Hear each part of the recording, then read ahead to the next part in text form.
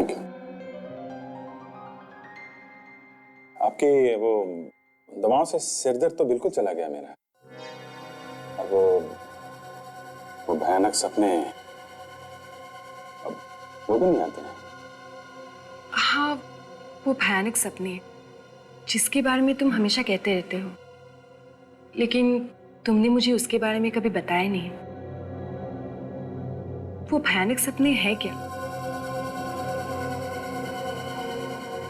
वो एक्चुअली देखो अभिजीत, मुझ पे भरोसा रखो। बताओ मुझे, वरना मैं तुम्हारा इलाज कैसे करूंगी? ये बात मैंने किसी को बताई नहीं अभी तक। मैं उस सपने में अपने आप को देखता हूँ। मैं देखता हूँ कि मैं किसी का खून कर रहा हूँ।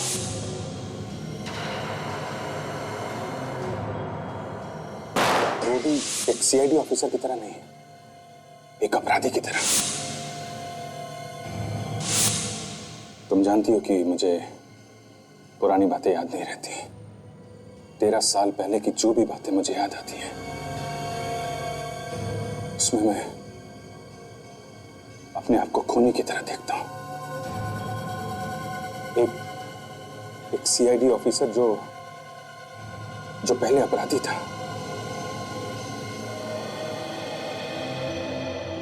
ओके, तो ये बात है। फिक्र मत करो, सब कुछ ठीक हो जाएगा। मैं तुम्हारे साथ हूं। मुझे अपना दोस्त समझो।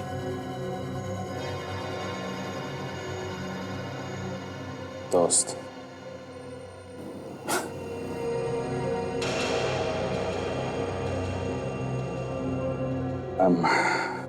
I'm sorry माया, पर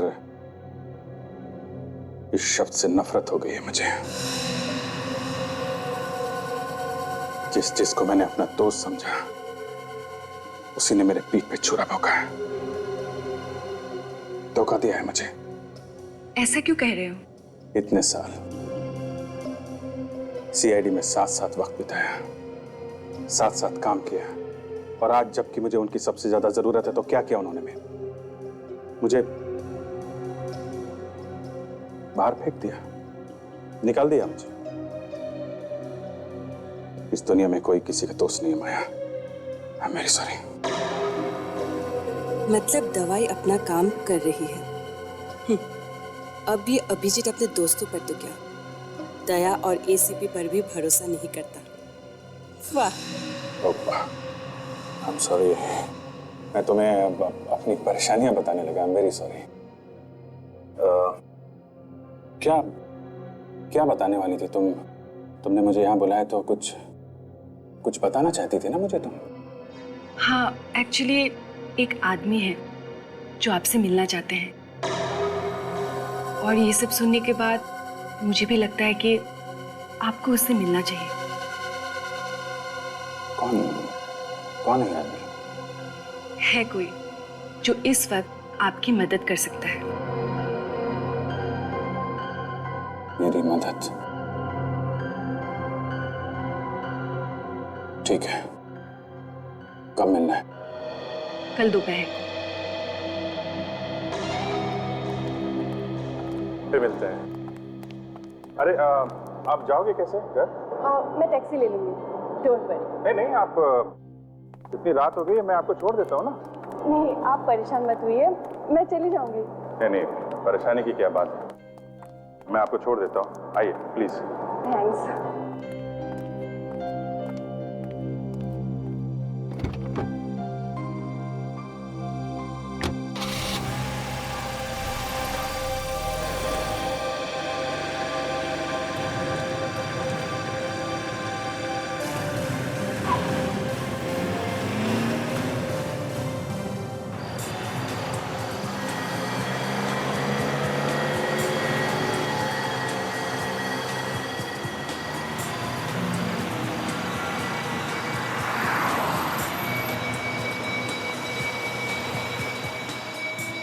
तुम्हें अंदाजा भी नहीं है अभिजीत कि ये दवाइयाँ क्या असर करने वाली हैं। अगर सब हमारे प्लान के हिसाब से चला तो तुम अपने हाथों से सीआईडी को बर्बाद कर दोगे।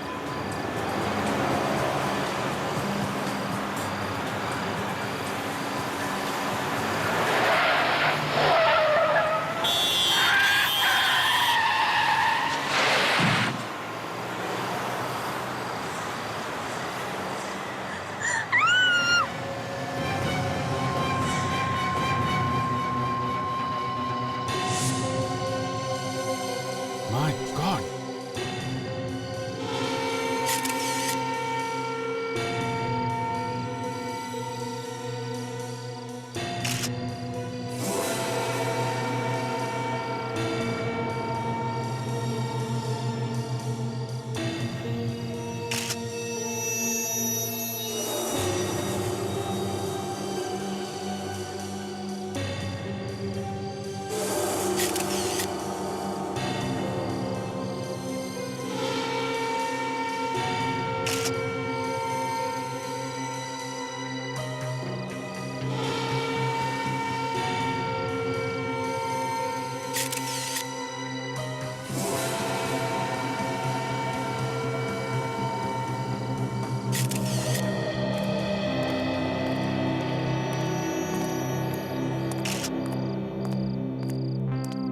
सर, शरीर अभी भी गर्म है। शायद थोड़ी देर पहले मौत हुई है और उसके गर्दन पे रस्सी का निशान है। लगता है गला घोट के मारा गया और इसके पास कोई ऐसी चीज है नहीं जिससे पता चल सके कि यह है कौन। वैसे अभिजीत तुम तो जानते नहीं हो ना इस आदमी को। मैंने आपसे पहले भी कहा ना सर कि मैंने पहली बार देखा इस आदमी को। हाँ, पहली बार देखा है, वो भी उसकी लाश को, है ना? जी और वो भी तुम्हारी ही गाड़ी में। जी हाँ, गाड़ी तो मेरी ही है, लेकिन सर मैंने कहा ना कि मुझे पता नहीं चला सर ये लाश अंदर कैसे आ गई। है ना, बड़ी अजीब बात है कि अभिजीत की गाड़ी की पिछली सीट पर एक लाश थी और अभिजीत को दिखाई नहीं पड़ी। मैंने ध्यान नहीं दिया सर। और तुमने बताया कि जब तुमने गाड़ी हुट में पार्क की थी तब तो इलाज गाड़ी में नहीं थी। सर अगर उस वक्त पता चल जाता तो मैं आप लोगों को उसी समय फोन कर देता। हाँ। अच्छा, तुम वहाँ उस होटल में कितनी देर तक थे? हम लोग रात 11:30 से करीब 1:30 बजे तक थे। 11:30 बजे से 1:30 बजे तक। वैसे अभिजीत तुम रात के 11 बजे से 1:30 बजे तक क्या करने गए थे? डिनर करने गए थे सर। मैंने बताया ना मैं इनके साथ था सर। अरे हाँ, तो मैं भूल ही गया था। ये तुम्हारी नई दोस्त है ना, माया? वैसे अभी तो कभी बताया नहीं इनके बारे में। सर ये नई दोस्त है या पुरानी, इससे आप लोगों को कुछ नहीं लेना देना है। लेना देना है अभिजीत, अब क्या करें, लेना देना है। क्योंकि जब ये लाश तुम्हारी गाड़ी में मिली तब ये तुम्हारे साथ में थी, गाड़ी में। और अजीब बात यह कि इसने भी लाश को नहीं देखा। सर आप इसको बीच में मत घसीटिए। मैं आपको बता रहा हूँ ना, लाश के बारे में जो कुछ मालूम है मैं आपको बता रहा हूँ। अभिजीत, एक मिनट। अगर तुम लाश के बारे में सब कुछ बता रहे हो तो ये बताओ, ये लाश तुम्हारे बंद गाड़ी में आई कहां से और कैसे? सर वो हो सकता है कि गलती से कार खुली रह गई हो और किसी ने लाश उसमें रख दी। अरे अभिजीत, तुम तो एक सीआईडी ऑफिसर रह चुके हो और इतनी बड़ी गलती? उसका तुम पता लगा ही लेंगे। लाश को फॉरेंसिक लैब भेज दो, हम लूनी इंटरनेशनल होटल चलते हैं। Yes sir.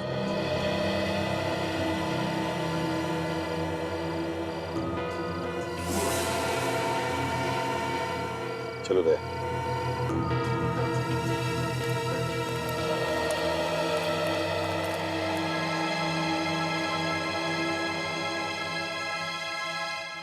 इस फोटो को ध्यान से देखिए।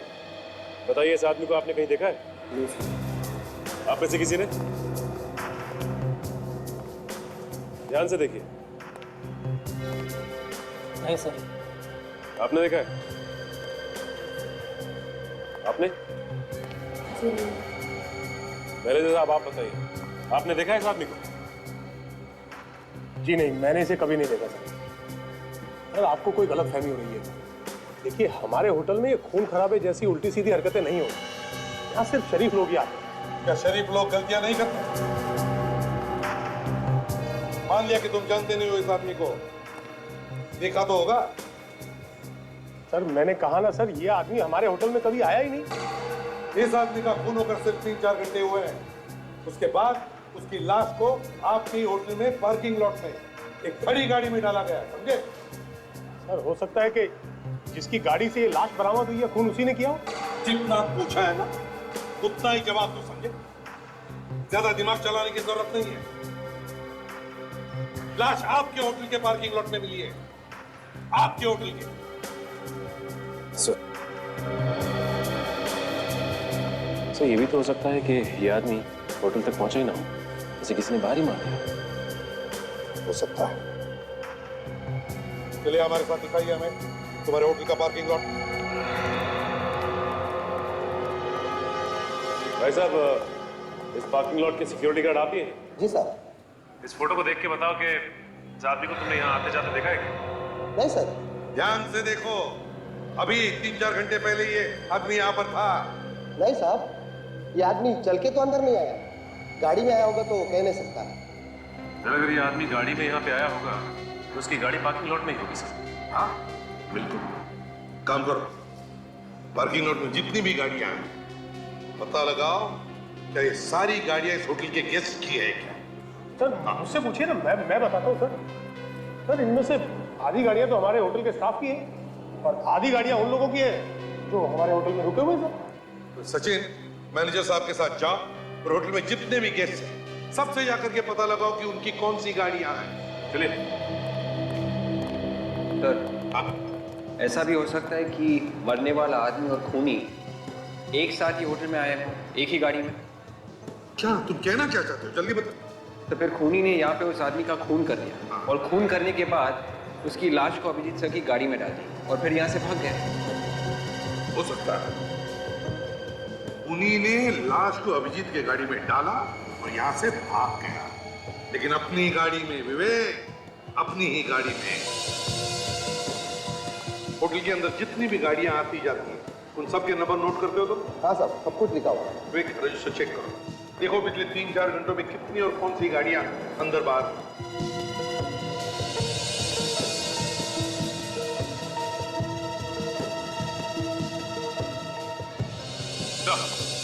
हाँ सचिन। जब पार्किंग लॉट में जितनी भी गाड़ियां हैं उनके बारे में पता किया सर। कोई भी गाड़ी ऐसी नहीं है जो लावारिस हो सके। कोई भी गाड़ी लावारिस नहीं। तो ये बात थोड़ी अजीब है सर।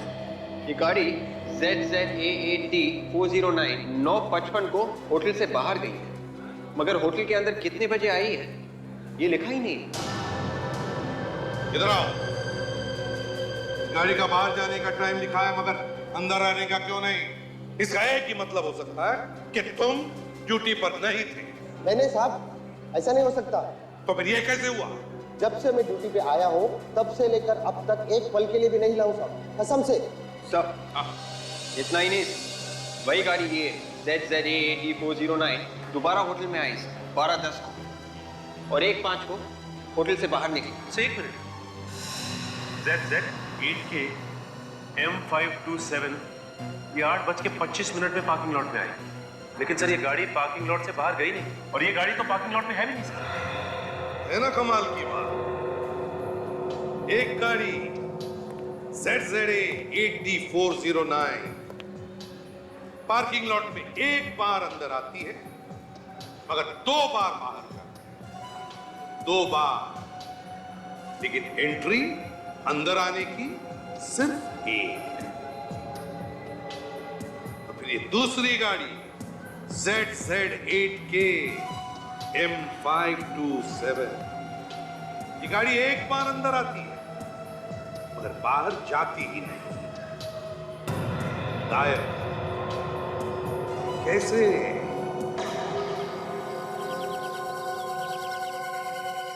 और कितनी देर इंतजार करना पड़ेगा? कब आएगा वो आदमी? अब बस आता ही होगा। तूने बताया नहीं कि है कौन ये आदमी? और वो आने ही वाला है, आप खुद ही पूछ लेना। अच्छा, कम से कम ये तो बता दो करता क्या है और मुझसे क्यों मिलना चाहता है? एक्चुअली सब कुछ वही बताएगा।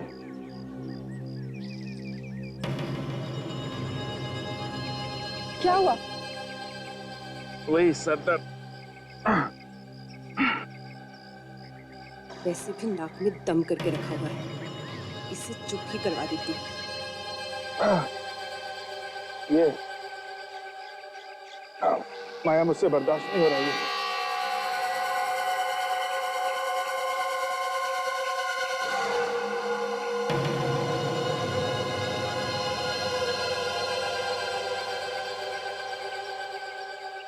ये लीजिए, ये दवाई ले लीजिए, ठीक हो जाएगा।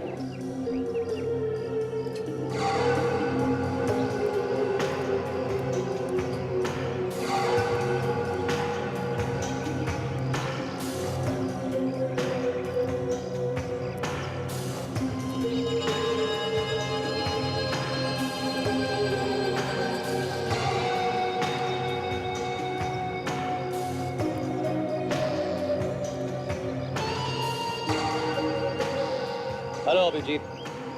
हेलो, कौन हो तुम?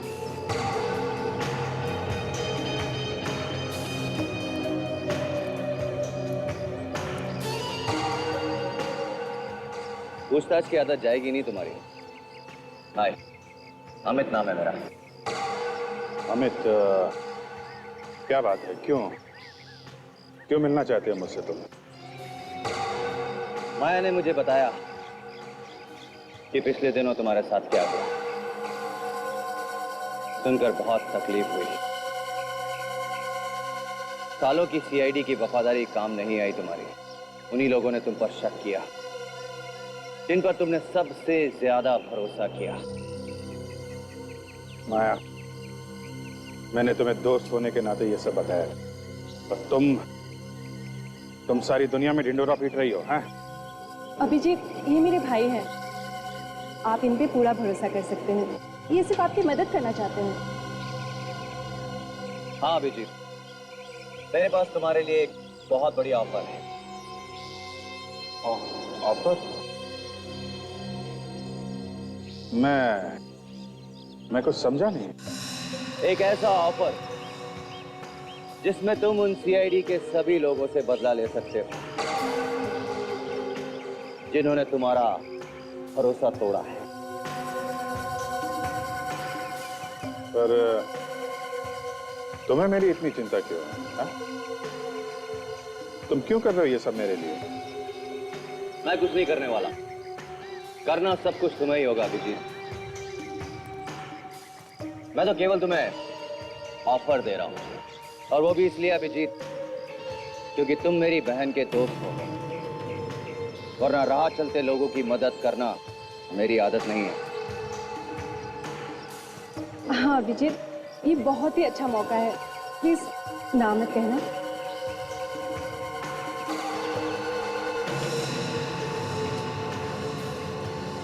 नहीं मतलब इतना बड़ा डिसीजन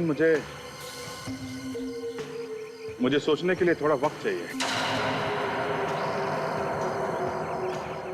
मैं ये फैसला अभी नहीं कर सकता। देखो अभिजीत, मेरे पास फालतू वक्त नहीं है। तुम्हारे पास आज का दिन है, जितना सोचना है सोच लो।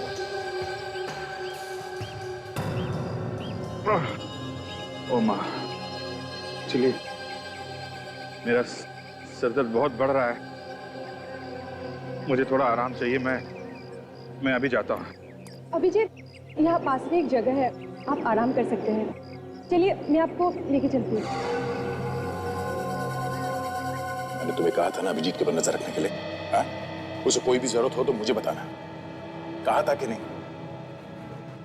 अभिजीत के बारे में कुछ भी पता चले तो फौरन मुझे फोन करना। हाँ, मैं जानता वो ठीक है, मगर आजकल काफी परेशान रहता है। पता नहीं क्या कर बैठेगा। क्या मैं तुम्हें बाद में फोन करता हूँ। क्या हुआ, क्या पता चला? नहीं सर, खोए हुए लोगों की लिस्ट में तो नहीं है। सर मैंने पुलिस स्टेशन से पता कर लिया। इन 24 घंटों के अंदर किसी के भी लापता होने की कोई रिपोर्ट नहीं निकलेगी। और सर हमारे रिकॉर्ड के सारे क्रिमिनल्स के साथ उसके उंगलियों के निशान मिलाकर देखें, ये उसमें भी नहीं है सर। नहीं है। ये है कौन? सर आरटीओ से आ रहा हूँ सर। दोनों गाड़ियों के रजिस्ट्रेशन नंबर के बारे में पता लग गया। जो गाड़ी होटल में एक बार अंदर आई थी और 2 बार बाहर गई थी, उसकी नंबर प्लेट नकली है सर। ऐसा कोई रजिस्ट्रेशन है ही नहीं। नकली नंबर प्लेट? और वो दूसरी गाड़ी जो अंदर आने के बाद बाहर गई नहीं? दूसरी गाड़ी एक कार रेंटल कंपनी की गाड़ी है sir, A to Z agency. ये लोग किराए पे कार देते हैं। किराए पर ली हुई गाड़ी, A to Z car rental agency. ZZ8KM527 number की गाड़ी किसने आपके यहाँ से किराए पर ली थी? जी सर, किराए पर तो जरूर दी गई थी, पर वो कार तो वापस आ चुकी है। वापस आ गई? कब? सर आज सुबह ही। कौन वापस लेकर आया था गाड़ी? सर पता नहीं, जब सुबह मैं यहाँ पर आई तो ये गाड़ी पहले से ही यहीं पे थी और इसकी चाबी भी इसके अंदर ही लगी हुई थी। ये कैसे हो सकता है? किसी को बिना बताए कोई गाड़ी छोड़ के कैसे जा सकता है? हो सकता है आपका ड्राइवर छोड़कर गया होगा। नहीं सर, इस गाड़ी के साथ कोई ड्राइवर नहीं था और ये हमारे किसी रेगुलर कस्टमर ने मंगवाई थी। रेगुलर कस्टमर ने? है कौन ये रेगुलर कस्टमर? एक सेकंड सर, मैं चेक करके बताती हूँ। जल्दी।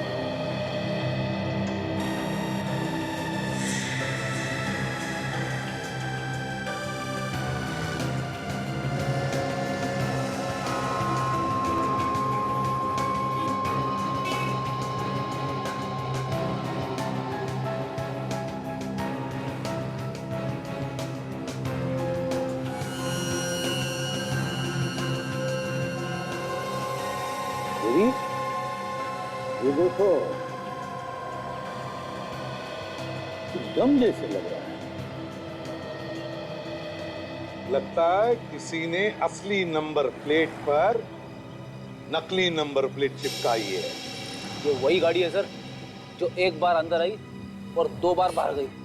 ये गाड़ी पहले असली नंबर प्लेट से होटल के अंदर आई, फिर वहां पर असली नंबर प्लेट के ऊपर नकली नंबर प्लेट चिपकाई गई, फिर ये गाड़ी बाहर गई, अंदर आई और दोबारा बाहर गई नकली नंबर प्लेट के साथ।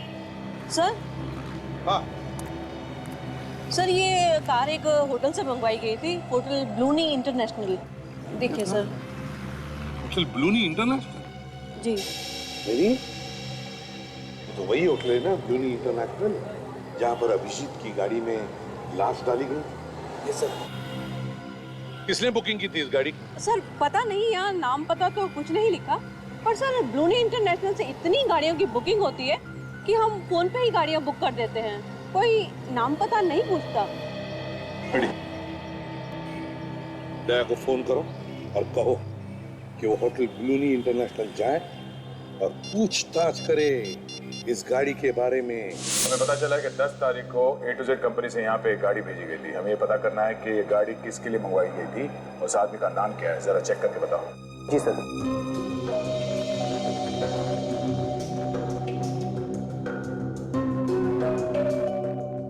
तारीख को नहीं सर। 10 तारीख को तो कोई भी कार नहीं मंगवाई थी सर। ये देखिए, आखिरी बुकिंग 8 तारीख की थी और 302 नंबर में जो गैस ठहरे हुए हैं उनके लिए गाड़ी मंगवाई थी। क्या तुमने मंगवाई थी? नहीं, 10 तारीख को तो मैं यहाँ था ही नहीं। दोनों मिस्टर, 10 तारीख को यहाँ से किसी ने फोन किया था और A to Z कंपनी ने यहाँ पे गाड़ी भेजी थी। क्या गड़बड़ है मालूम नहीं, मगर पता करो और बताओ हमें 10 तारीख को ये कार किसने मंगवाई थी। सर हमारा यकीन कीजिए सर। सर हम लोगों में से किसी ने फोन नहीं किया।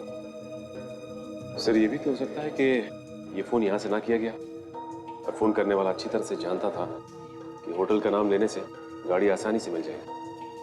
सचिन, वो जो कोई भी है किसी होटल का है।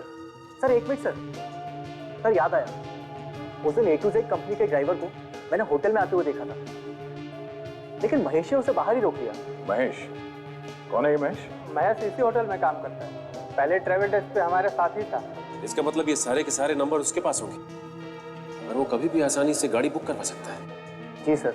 इस वक्त महेश है कहाँ? आज तो महेश आया नहीं है।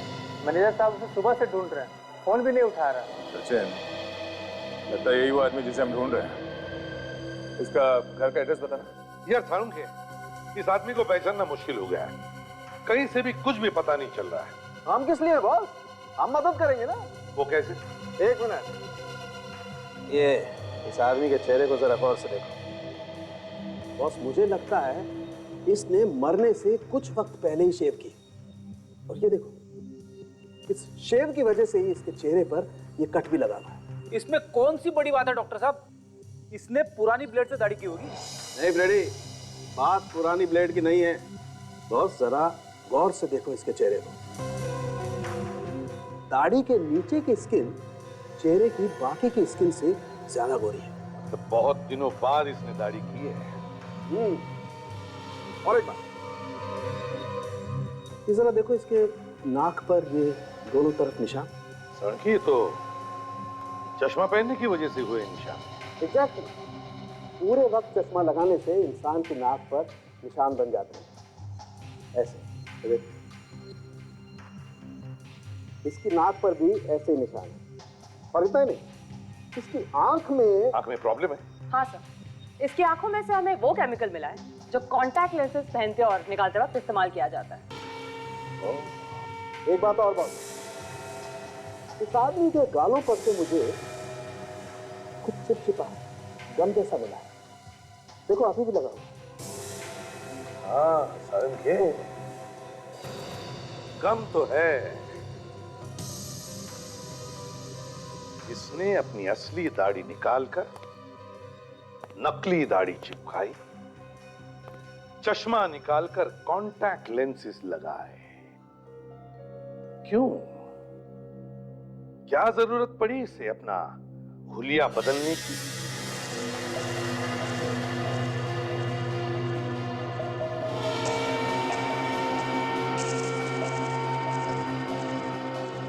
पूरा घर उलट पुलट कर दिया। लगता है कोई कुछ ढूंढ रहा था यहाँ पे। हाँ सर, महेश भी दिखाई नहीं दे रहा था। क्या उसे कुछ हो तो नहीं गया? या तो उसे कुछ हो गया या फिर वो घर छोड़ के भाग गया।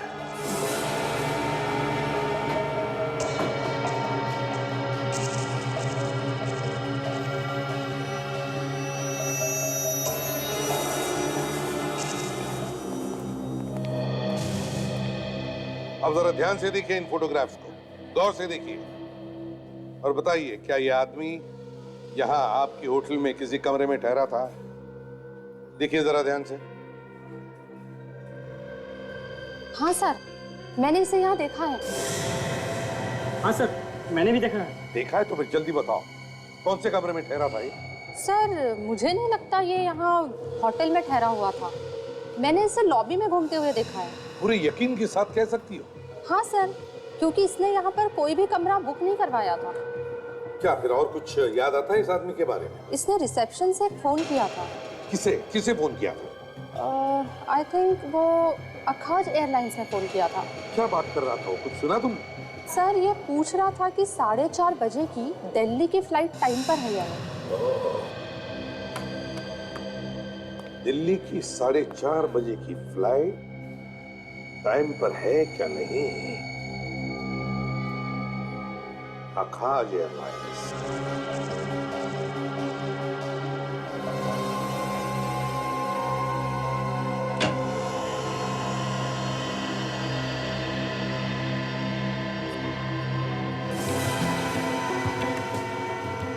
सचिन। हाँ सर, मेरे सोफा पर।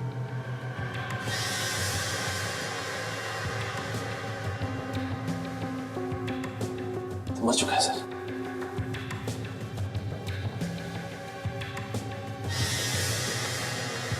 इतने सारे पैसे ये खूनी से मार के गया, लेकिन ये पैसे लेके नहीं गया। इसका मतलब वो कुछ ढूंढने आया था, चोरी करने। ये देखिए, इसका लाइसेंस है। ये महेश ही है। तो वो ढूंढने क्या आया होगा यहाँ पे? तो हो सकता है महेश ने जो छुपाया हो वो खूनी को मिला ही ना हो। एक काम करते हैं, हम भी इस घर की तलाशी लेते हैं। शायद हमें वो चीज मिल जाए जो उस खूनी को नहीं मिली।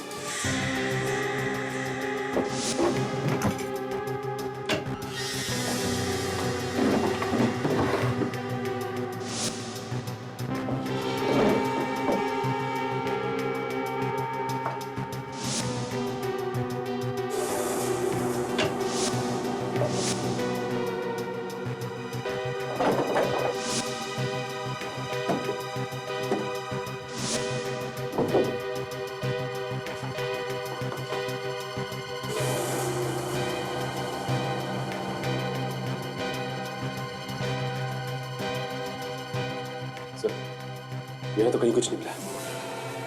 ये देखो, इतनी पुरानी रुई।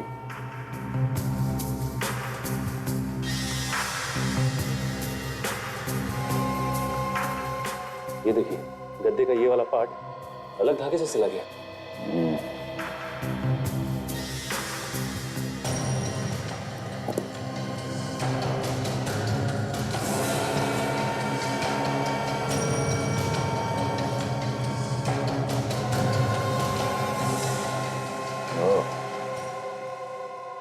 कमरा नंबर 225, होटल ब्लूनी इंटरनेशनल। आकाश एयरलाइंस से 10 जनवरी को दिल्ली जाने वाली फ्लाइट से ऐसे कितने पैसेंजर्स थे जिन्होंने अपनी टिकट बुक की थी पर फ्लाइट में नहीं गए? सर एक मिनट चेक करके बताती हूँ।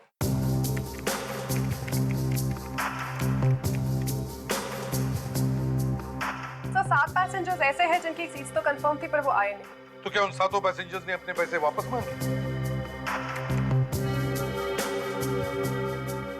नहीं सर, सिर्फ 4 लोग ऐसे थे जिन्होंने पैसे वापस मांगे हैं और फ्लाइट से थोड़ी ही देर पहले अपनी टिकट्स कैंसिल करवा दी। और बाकी 3 उन्होंने क्या किया? सर उनमें से 2 लोगों ने अगली फ्लाइट में टिकट बुकिंग करवा ली। इस एक ने क्या किया? सर उसने ना ही टिकट कैंसिल करवाई ना ही तो पैसे वापस लिए। क्या नाम क्या है इसका? है कौन ये? सर मिस्टर कुमार है कोई, उनका पासपोर्ट नंबर लिखा है। सर वो यहाँ के नहीं नायरोबी से आए हैं। मतलब एनआरआई था? कुछ लिखा है उसके बारे में? सर उनका टिकट नायरोबी से मुंबई का था और फिर यहाँ से वो दिल्ली जाने वाले थे। अगर ये दिल्ली जाने वाला था तो फिर मुंबई में क्यों रुका? सर उनका फोन आया था, वो बता रहे थे कि नायरोबी से आने के बाद वो 8 घंटे मुंबई में रुकेंगे और फिर यहाँ से दिल्ली जाएंगे। 8 घंटे वो मुंबई में रुकने वाला था और फिर दिल्ली जाने वाला था। अच्छा, करने वाला क्या था वो 8 घंटे मुंबई में? किसी होटल में रहने वाला था क्या? कोई नाम वाम दिया है उसने? नहीं सर, होटल के बारे में तो नहीं पर उनके वापसी की टिकट के बारे में लिखा हुआ है। क्या? सर 1 हफ्ते बाद वो दिल्ली से हांगकांग जाने वाले हैं। 1 हफ्ते बाद दिल्ली से हांगकांग जाने वाला था? अच्छा, मिस्टर कुमार, नायरोबी वाला। इस कुमार की पूरी जन्म पत्रिका चाहिए मुझे।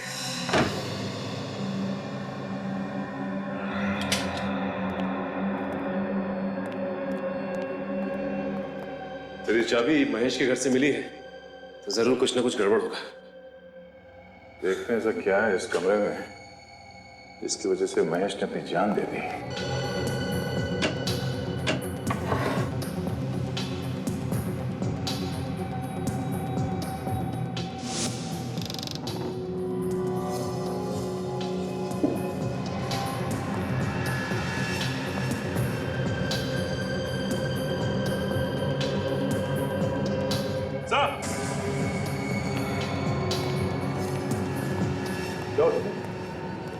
ये देखिए, ट्रिमर और ये रेजर।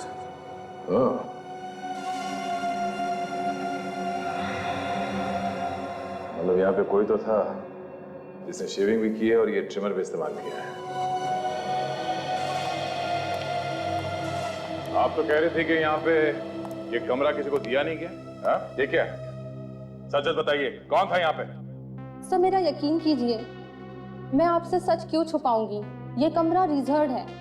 ये कमरा तो हम बिना पूछे किसी को नहीं देते, ना ही दे सकते हैं। जब तक हम मैनेजर साहब और मालिक से नहीं पूछते, हम ये कमरा किसी को नहीं देते। तुम्हारे मैनेजर को बुलाओ जरा। सर वो कुछ जरूरी काम से बाहर गए हैं। कल ही आएंगे और उनका फोन भी बंद है।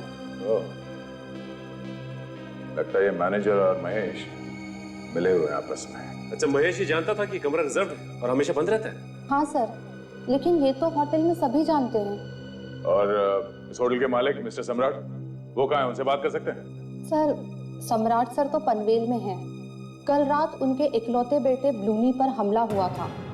वो हॉस्पिटल में है और उसकी हालत बहुत खराब है। वो आईसीयू में है। ब्लूनी पे भी हमला हुआ?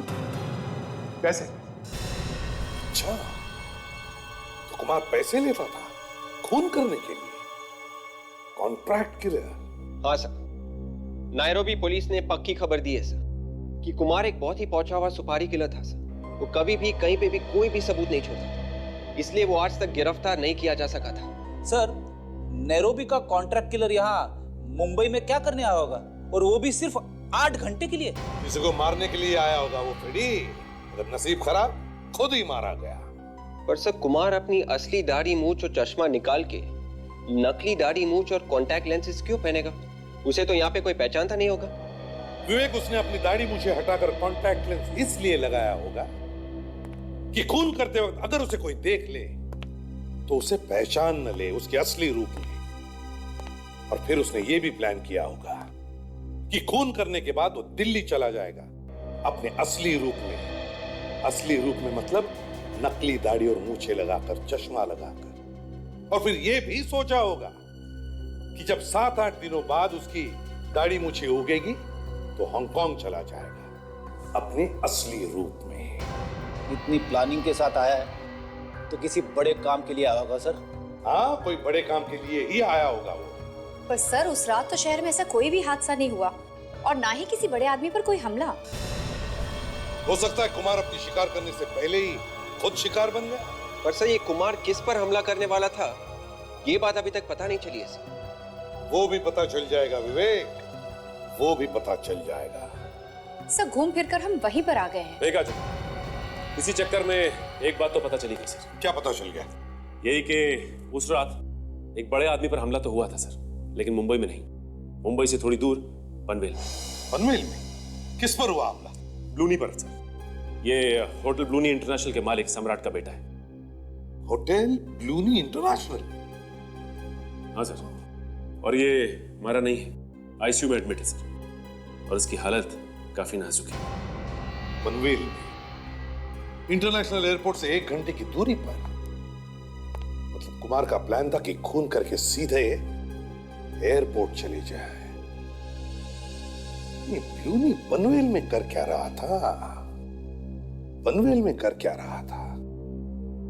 और फिर सब कुछ इस होटल ब्लूनी इंटरनेशनल से ही क्यों जुड़ा हुआ है? हॉस्पिटल में चलना होगा।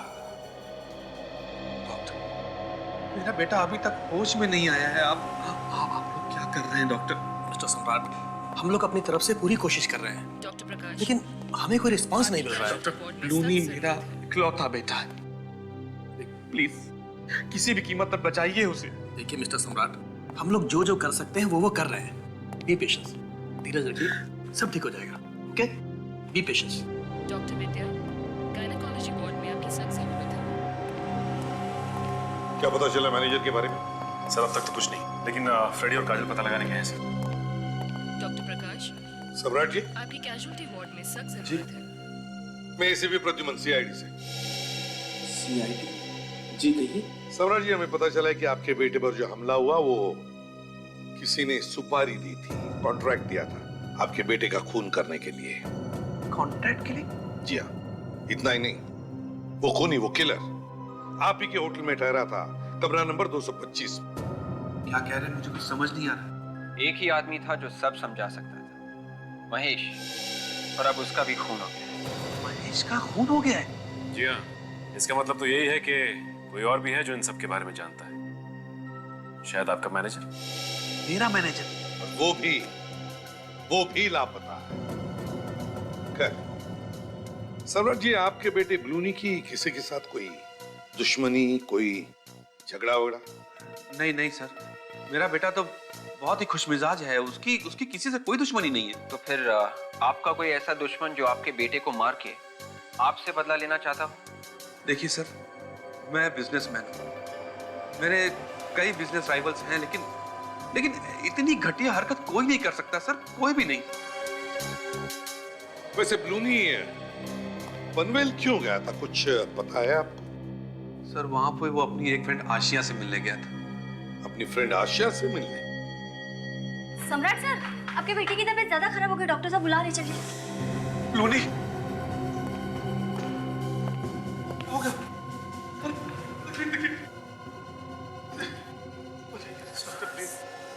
सम्राट जी अपने बेटे को लेकर काफी परेशान है सर। मुझे नहीं लगता कि ये इस वक्त कुछ बता पाएंगे। सचिन, इस ब्लूनी पर हमला होते हुए किसी ने तो देखा होगा, किसी ने तो देखा होगा। और शुक्रवार को सिद्धांत ऑफिस से 10 बजे आता था, उस दिन भी वैसे ही 10 बजे आ गया था, और आते ही उसने आशिया को तैयार होने के लिए बोला। वो लोग पार्टी में जाने वाले थे। तो क्या ब्लूनी भी जाने वाला था पार्टी में सिद्धांत और आशिया के साथ, इसलिए वो यहाँ पर आया था? बड़े बाप की बिगड़ी हुई औलाद रात रात भर हमारे घर के चक्कर काटता रहता था। कितनी बार मैंने मना किया उसे, पर बेशर्म मानता ही नहीं था। इस घर के चक्कर लगाता था वो? क्यों? सर, मेरी बहू ब्लूनी के बाप के होटल में पहले काम करती थी।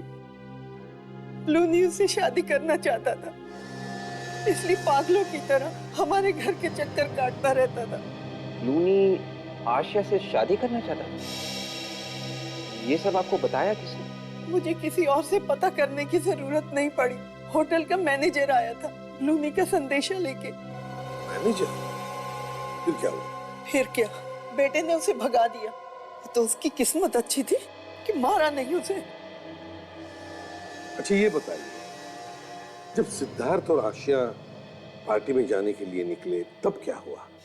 होना क्या था, मैं ऊपर सोने के लिए जा रही थी, इतने में बाहर से कोई आवाज आई। कैसी आवाज? 2 पटाखे फूटने जैसी आवाज। उसके तुरंत बाद एक लड़के की चीखने की आवाज आई। वो ब्लूनी की आवाज थी। मार दूंगा तुझे, मार दूंगा कह के चिल्ला रहा था। और फिर तीसरे पटाखे की आवाज। मतलब 3-3 गोलियां चली उस रात? हाँ। मैं जब दौड़ के नीचे गई तो वहां देखा ब्लूनी खून से लथपथ तड़प रहा था, और मेरा बेटा सिद्धांत और बहू दम तोड़ चुके थे। खत्म हो गया था, खत्म हो गया था। अच्छा ये बताइए, जिस आदमी ने गोलियां चलाई थी वो आपको दिखाई नहीं दिया? आपको किस पर शक है? मुझे मालूम है, मुझे मालूम है कौन है वो।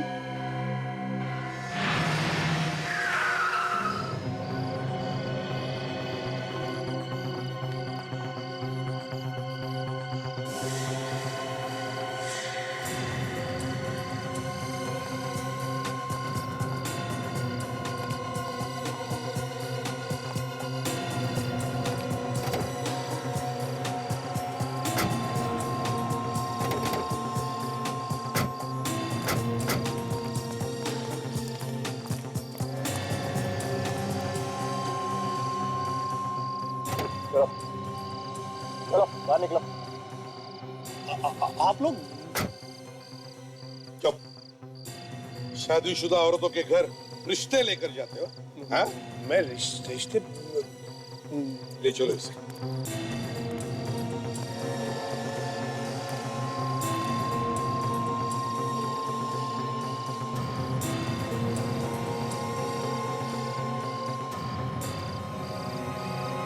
तुम्हें क्या लगा बच जाओगे?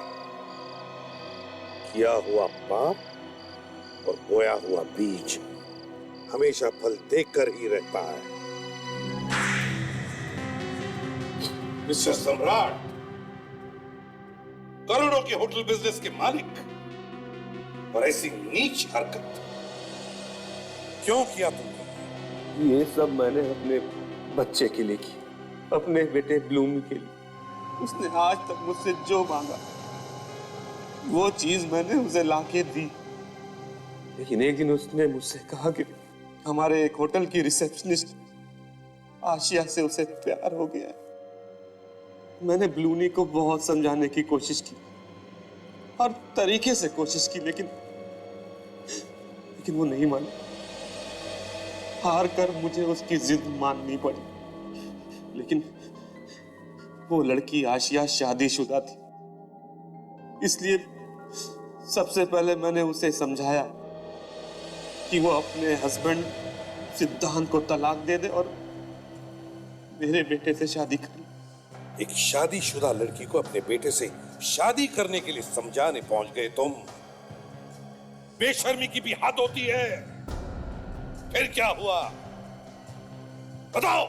मैंने आशिया को पैसों का लालच दिया, वो मान गई, लेकिन उसका पति सिद्धांत वो थोड़ा टेढ़ा निकला। वो किसी भी कीमत पर आशिया को तलाक नहीं देना चाहता था। इसलिए मैंने सोचा कि सिद्धांत को ही रास्ते से हटा दिया जाए। और इसीलिए तुमने नैरोबी से कुमार को बुलाया?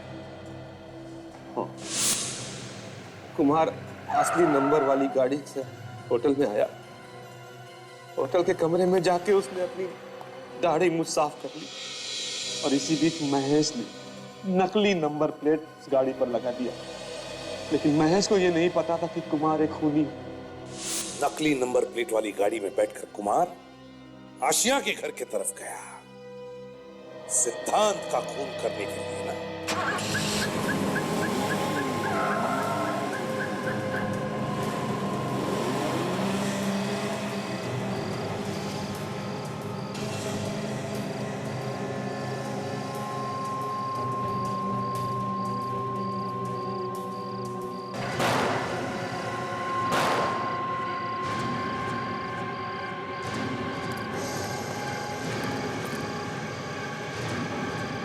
क्या हुआ? क्या हुआ? रुक!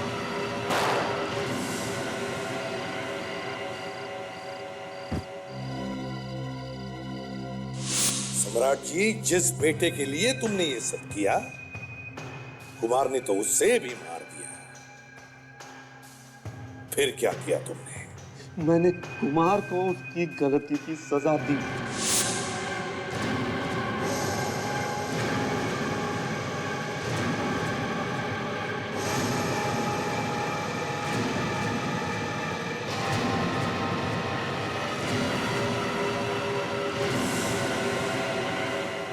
महेश तो तुम्हारा ही आदमी था, फिर उसे क्यों मारा? वो जरूरत से ज्यादा जान गया। अपने बेटे के प्यार में अंधे होकर तुमने 3 खून किए। उसके बदले में क्या मिला तुम्हें? खो दिया ना अपने ही बेटे को। फांसी से भी बढ़कर सजा मिली है तुम्हें। अब जिंदगी भर जेल में सड़ते रहना उसी बेटे की याद में।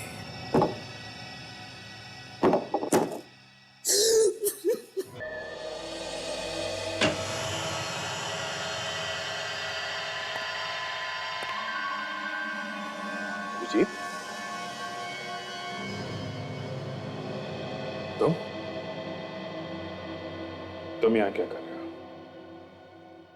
यही बात मैं तुमसे पूछ रहा हूं। तुम यहां इस मेंटल हॉस्पिटल में क्या कर रहे हो अभिजीत? मेरे लिए सबसे अच्छी जगह यही है, मुझे यही होना चाहिए। तुम ऐसी बातें क्यों कर रहे हो? हाँ? मैं तुम्हें यहां रहने नहीं दूंगा, तुम चलो मेरे साथ। अभिजीत, तुम्हें कुछ नहीं हुआ है, तुम ठीक हो। जल्दी से सामान लो और चलो यहां से, प्लीज। मैं कहीं नहीं जा रहा, और ये दोस्ती का ड्रामा बंद करते हैं। उस वक्त ये दोस्ती कहां चली गई थी जब एसीपी साहब ने मुझे सीआईडी से निकाला था? है? कितना भरोसा किया था मैंने तुम पे। मुझे नहीं पता था कि दोस्त की आड़ में इतना बड़ा दुश्मन छुपा बैठा है। दुश्मन छुपा बैठा? हाँ? मैंने तुम्हें कितनी बार तुम्हारे सरदर्द के बारे में पूछा, तुमने बताया मुझे? हाँ? हर बार तुम टालते रहे। और एसीपी साहब ने तुम्हें सीआईडी से निकाला नहीं है। वो चाहते हैं कि तुम आराम कर लो और फिर वापस आओ। कौन क्या चाहता है मुझे सब पता है।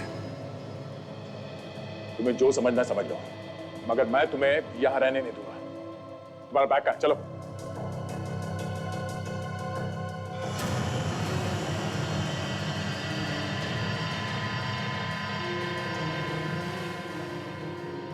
मेरी जिंदगी में दखलंदाजी करना बंद करो दया। अपने काम से काम रखो, समझे? चले जाओ यहां से। अभिजीत, मैंने बोला ना, चुपचाप चले जाओ यहां से।